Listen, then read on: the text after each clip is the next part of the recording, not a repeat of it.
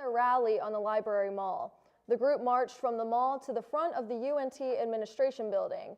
The students were showing their support for the people of Palestine and a call on the university to divest itself from investments in companies with business ties to military contractors. The demonstration had about 100 participants from across campus who heard from various speakers. There were no counter-protests and the march was peaceful.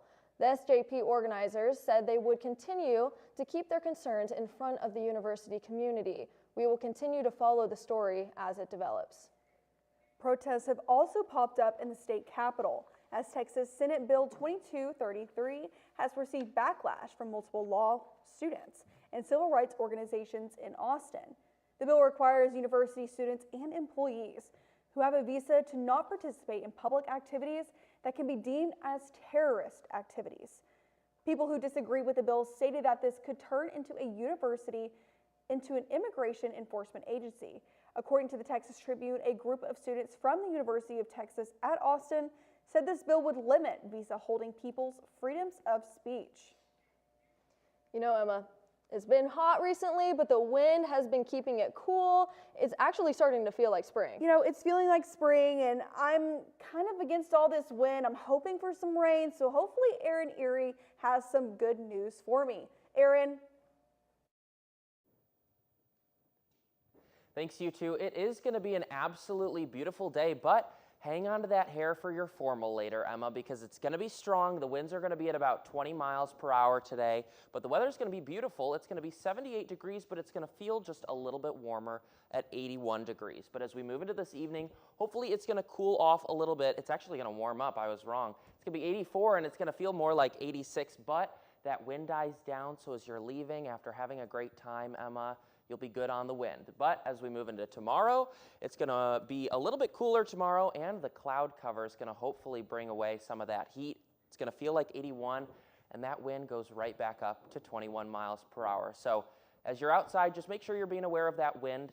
It is something to look out for. That's all I have for First Look. Now back to you both at the desk. Thanks, Aaron. Well, after a few homeless individuals were found dead due to the cold weather from this January, the city of Denton is planning to constrict the capacity and length of stays in shelters to help these homeless people get housed.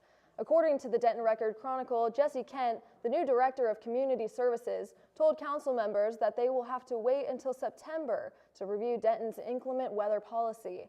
This comes after a report revealed problems with Denton's homelessness initiatives, such as Our Daily Bread, with issues spanning from shelter practices that weren't aligning with putting housing first or having low barrier approaches in the city's contract.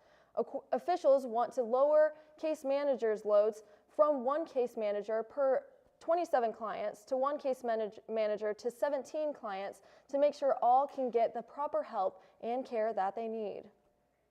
And a new survey shows Americans haven't been this anxious about being unemployed since the beginning of the COVID-19 pandemic. For graduating seniors who are jumping onto the job hunt, economists say that there are sectors that are more steady than others. CNN's Karen Kafa is in Washington with more. The U.S. labor market has been resilient and robust, riding a more than 4-year streak of employment gains through March. But an increasing number of Americans feel that's going to change. Consumers surveyed by the Federal Reserve Bank of New York in March put a 44% probability on U.S. unemployment climbing higher within the next year. That's the highest level since April 2020, the early days of the COVID-19 pandemic. And it's another recent reading that points to consumer pessimism amid economic confusion. Uncertainty is always going to make it difficult to even digest information that you do have. And there is a lot of uncertainty around the economic situation right now. Allison Srivastava, economist with the Indeed Hiring Lab, says the uncertainty impacts businesses too. Companies may not lay workers off, but may hesitate to fill openings, potentially making the job hunt more challenging.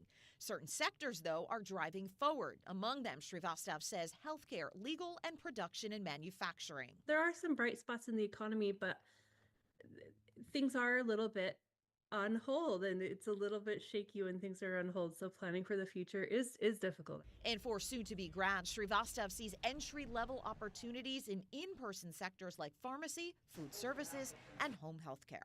That may not be a long-term goal for a lot of graduates, it does allow you to kind of get some experience on your resume until you can kind of figure out what your next steps are. In Washington, I'm Karen Kafa. To prepare for a layoff, economists recommend focusing on your skills and putting yourself in a good position with your employer, no matter what industry you're in and no matter of a potential recession. When we come back, more on a plan from North Texas Transportation that could get you from Denton to Dallas in a matter of 30 minutes or less. And Brooke, there may be proof of alien life in space. A new study from the University of Cambridge could shed some light on this answer. Stay with us to find out. Hey, are you here for the premiere? Come take a sneak peek with us.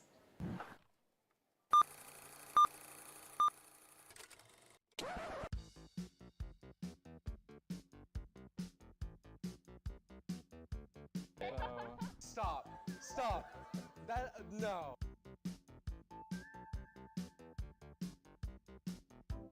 Trust me, you don't want to miss this. Has this ever happened to you? My bike is gone. Stolen bikes are an epidemic sweeping college campuses across America. What am I supposed to do? It's quite simple. The We Mean Green Fund has partnered with the UNT Police Department to offer free bike locks to any UNT student with a bike. Just show up with your bike in tow and ask. Now I'll never lose my bike ever again. Enough worrying. Get your bike lock today.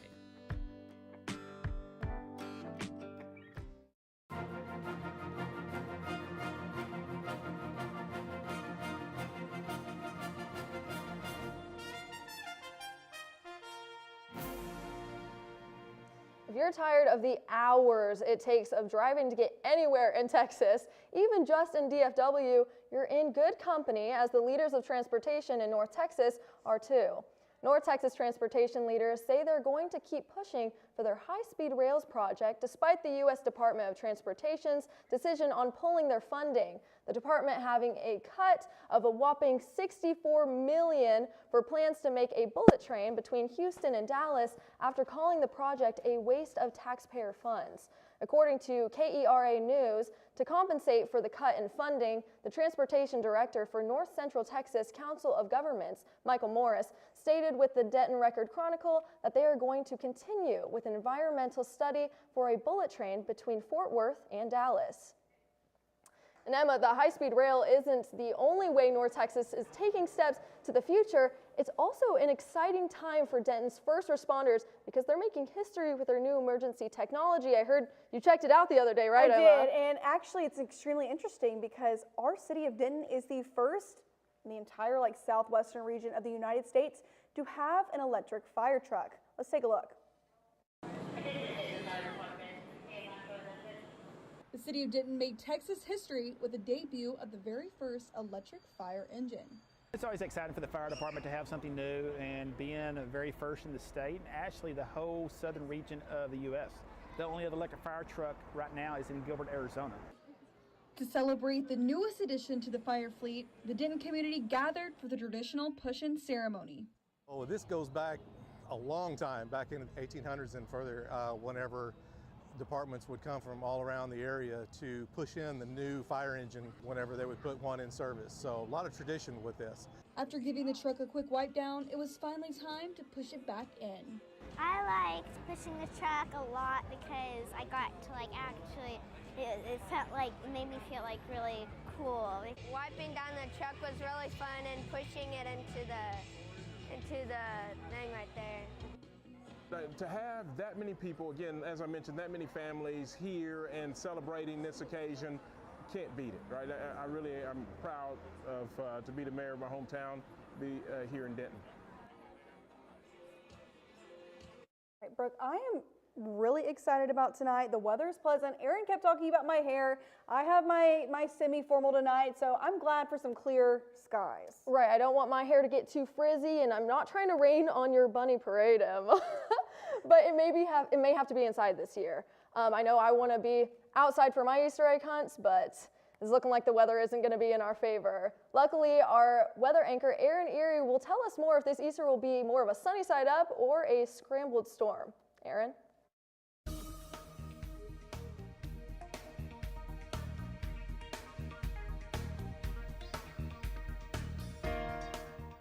Well, lucky for you ladies, whatever you've got going on this afternoon, the weather's going to be absolutely beautiful. Let's take a look across the North Texas region here. We've got absolutely beautiful weather. It's going to be the warmest in Graham at 83, but across the board, we're going to be in the high 70s, in the high 70s and the low 80s. We've got our coolest temperature up here in Paris at 74 degrees, but let's take a look across the state to see if our neighbors are going to be just as comfortable. El Paso's doing pretty warm right now at 84, but then on the other side of the state, Shreveport's at 79, Houston's at 81, and we even have Abilene and Amarillo at 82. Now, as you were saying, Brooke, as we move into our 7-day forecast, we may have some different temperatures as we move into the weekends. We are going to get a bit more cloud cover as we go into the week, and there is a potential for some rain. Now, it's going to be slowly starting to cool off throughout the weekend. We're going to be touching some of the higher 70s as we get into the weekend. On Monday, it's going to be the sunniest day. The high is going to be 79, and the low is going to be 54. But like I said, that weekend, Saturday and Sunday, we've got an 80% chance of rain Saturday. Sunday, we've got a 60% chance of rain. Monday, we're totally clear. And then Tuesday through Thursday, we've got a little bit of cloud cover and just a chance of rain on Wednesday with a 50% chance. Now, that's all I have for weather. Back to you both at the desk. Thanks, Aaron. Well, luckily, we're going to move on over because I know we have a lot of information, but can only tell you what's happening here on Earth. But I hear Alicia Palacios can tell us what's going on in space. Take it away, Alicia. Thanks, guys. On a planet 120 light years away, Cambridge University researchers have found what they believe to be signs of life. Using the James Webb Telescope, they detected 2 gases that usually come from something alive here on Earth. This evidence has so far been the strongest sign of life found outside of Earth. These gases are strong evidence because if researchers are right, it proves that a biological process is happening on that planet, which is called K218b. More research needs to be done before actually confirming that there is life on that planet. And back here on Earth, if you're looking for something to do this upcoming week, you're in luck, because we have the chance to see the Lyrids meteor shower. Starting on April 26th, when the sky is dark, you should start being able to see about 5 to 6 meteors per hour. NASA says the peak days to watch are Monday and Tuesday night. Don't miss this event. I sure won't. You'll find me outside looking up. The first recorded Lyrid meteor shower was seen in 600 BC, all the way back when the Hanging Gardens of Babylon were being built. That's all I have for you today. Back to you guys at the desk. Thank you, Alicia. Meteor showers have always been my favorite thing. I did like a bunch of science fair projects that were collecting micrometeorites in like middle school. So I'm definitely going to be outside for that. Yeah. But when we come back, we'll have some more information for much needed support in public schools in Texas. And if you're feeling a bit hungry but are tired of all your usual snacks, you'll probably get a kick out of this new treat. Stay with us. I wonder what's on the radio today. I don't know about this. This is not it. Everything alternative, commercial free. 88.1 Indie. Here at KNTU, we have 2 traditional stations, 88.1 Indie and KNTU Jazz. We've also recently launched an internet radio station called Mean Green Hits.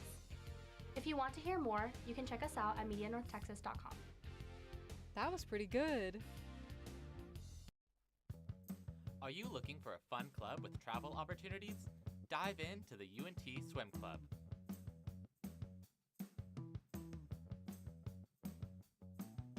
Practicing Monday, Wednesday, and Fridays from 7 to 9 p.m. at the Pole Recreation Center. We accept members at any skill level. For more information, reach out to us at unt.swimclub on Instagram.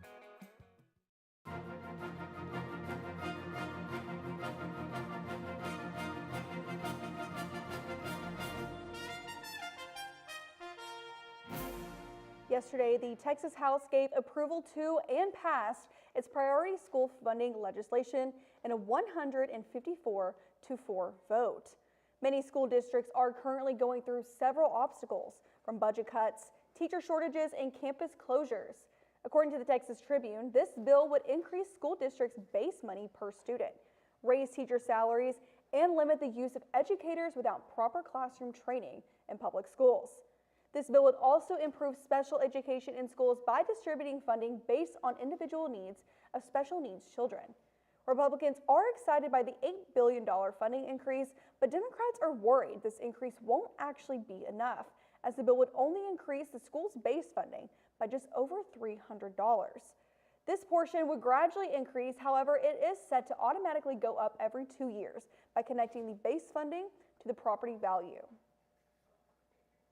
Emma, I had so much fun when we listened to that live band the other day Oh, at the yeah, Union. yesterday at the Union? Yes, Oh, yeah. it was so fun. I've been trying to find some more spots to listen to some more live music lately. Well, with the stress of all these final projects and exams, I'm trying to also look for somewhere outside that we can check out.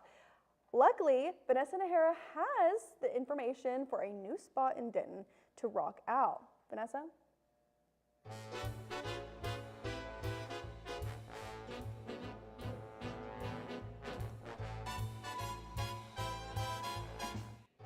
Thank you, guys.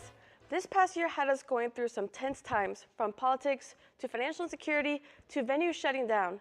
We all need a third space to go to experience shared love for music and a sense of community.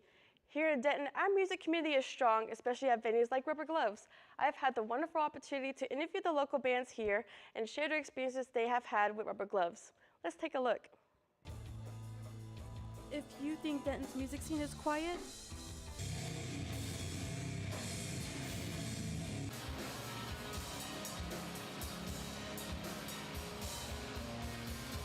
you haven't been to Rubber Gloves. They're loud, they're proud, and they're one of a kind. In Denton's ever-changing music landscape, this venue continues to amplify the voices that don't fit into the mainstream. Rubber Gloves keep the music scene alive and gives it room to evolve. From screamo breakdowns to experimental indie riffs, Rubber Gloves embraces it all. That freedom to experiment is what keeps artists and audience coming back for more.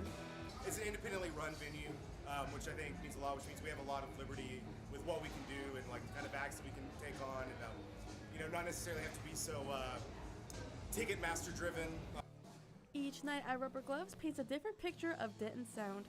Local bands like Always Never Stays have been welcome at Rubber Gloves, where they've been performing for the last year. A staple of Denton. I feel like it's inseparable from the city. When you think of Rubber Gloves, you think of Denton. When you think of Denton, you think of Rubber Gloves. It's been around since the 90s. They spoil us really with how great the venue is, how great the staff are, how many different types of shows they have. Really, they have stuff nearly every day. It's an honor to play here, and it's basically like our second home. The energy can flip within the same weekend. Rubber Gloves hosted an indie show where bands like Edgar Derby challenged the expectations of music by using a 25 percussion piece set. It's late on a Sunday, and there were folks here who were into the music, and they kind of understand how special that kind of thing is, and that not every place has it. Nearly 30 years after it opened, Rubber Gloves continues to give an opportunity to all voices to share their art within the Denton community. This is ntTV News. I'm Vanessa Nahara. In a city where creativity never sleeps, Rubber Gloves gives artists more than a stage, it gives them a home. For anybody that has a passion for art and music, go to Rubber Gloves. Whether you are performing or just enjoying a show, everyone should experience Rubber Gloves. That is all I have for you guys for my final segment. Back to you girls at the desk. Thanks, Vanessa. Now, if you're getting a bit parched there at home and you're looking for a drink that can boost your hydration, like Powerade or Body Armor, you may have to pay some special attention to the bottles when you make your trip to the store, as Body Armor is getting a total brand makeover by Coca-Cola. Coca-Cola took over the brand in a $5.6 billion deal in 2021. The goal of Body Armor's brand is to become the #1 sports drink, despite it currently being right behind Gatorade, by giving itself a total makeover. This past Thursday, Body Armor announced a rebirth of the brand with a minimalist logo and a huge advertisement campaign. The ad features athletes like NFL player Joe Burrow and WNBA star Sabrina Ionescu. I don't know about you at home, but I kind of prefer the old logo. We'll have to see if this rebranding attempt pays off for them. Now, Brooke, I kind of like the new vibe to it because I like Body Armor a lot, that. So if my little fruit punch is a little extra cute, it makes me want to spend a little bit more money on it, right? Oh, totally, Emma. Right. And then all this talk about drinks, I'm getting a little hungry too. Right. Thinking maybe going to the Union and getting some Chick-fil-A after the show. That sounds so good. We get Chick-fil-A so often, so you should have some chicken nuggets if we go back. I hear there's going to be a new competitor in the chicken nugget market, and you should eat some now so you can compare it to the new ones later. Our live shot anchor, Omar Najim, actually has some on this exciting news. Omar? Thanks, ladies. Taco Bell is bringing back a popular food item. It may sound a bit out of place. Chicken nuggets. The chicken nuggets will be available at Taco Bell's starting Thursday, April 24th, and last for about 8 weeks.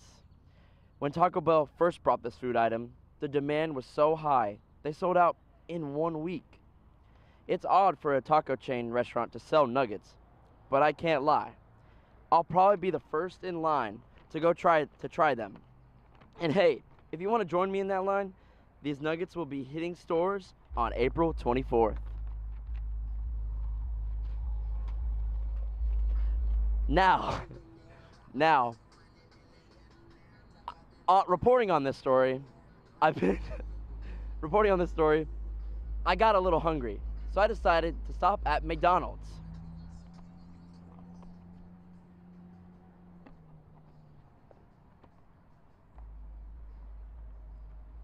Now, I wonder how these will stack up against Taco Bell's chicken nuggets. That's all I have for you now. I'm gonna go take a snack break. Back to the desk. Emma, it's our last show here on ntTV, but I also hear it's the end of an era for a fellow broadcaster. That's right, Brooke. We're not the only legends retiring. ntTV's Matthew McDowell has more on what's happening in the sports world. Matthew?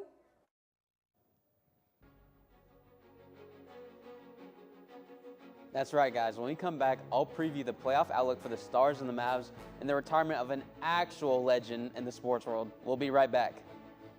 Looking to open a free checking or savings account but don't know where to start? Check out DebtQ Credit Union right here on campus. Get your Mean Green debit card instantly or apply for a DebtQ Visa credit card today. Your school, your card. Plus, make deposits at their 24/7 ATM, checks or cash whenever you need it. Make sure to sign up for DebtQ's online banking platform and mobile app for easy access anytime, anywhere. Visit them at www.debtq.org to learn more. DebtQ, the official financial institution of UNT Athletics.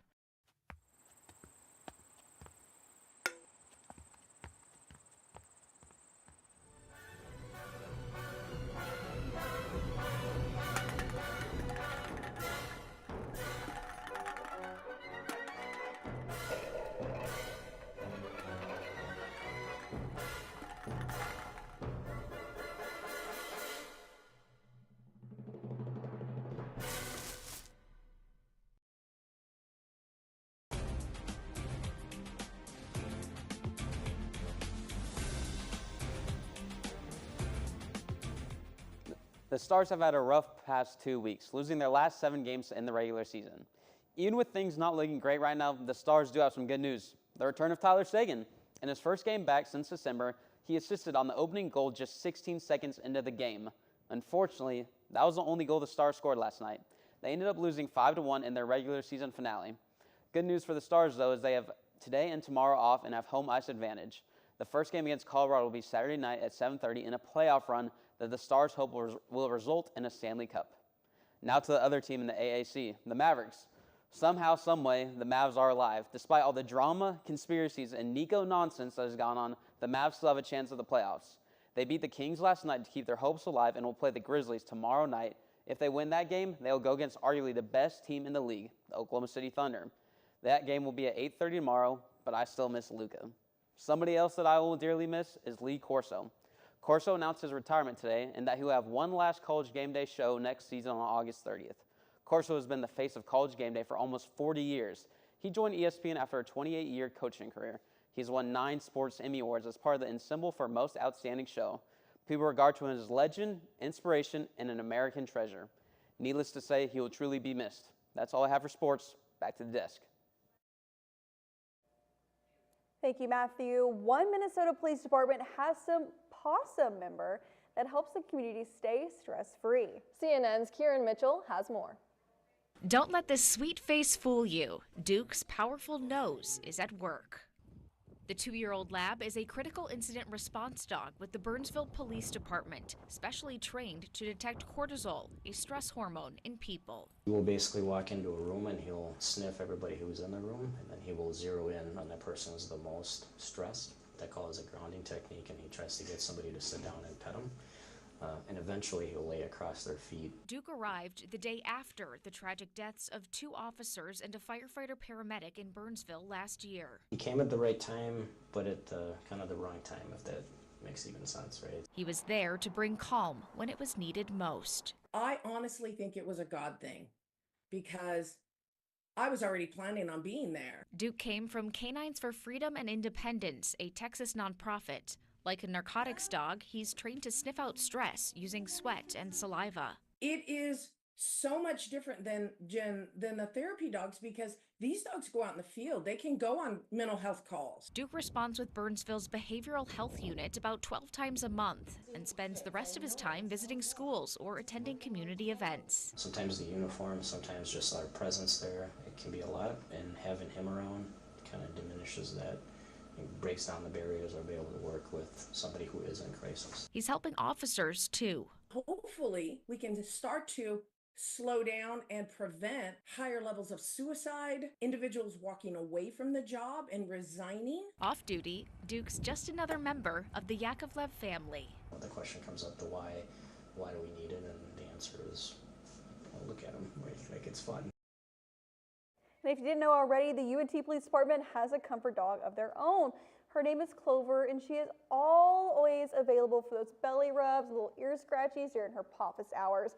And personal experience, she does love those belly rubs. Yeah. You can drop by on the 2nd floor of the Hurley Administration Building next Wednesday between 3 and 4 p.m. And I'll definitely have to stop by because I never miss a chance to pet a cute dog, for sure, Emma.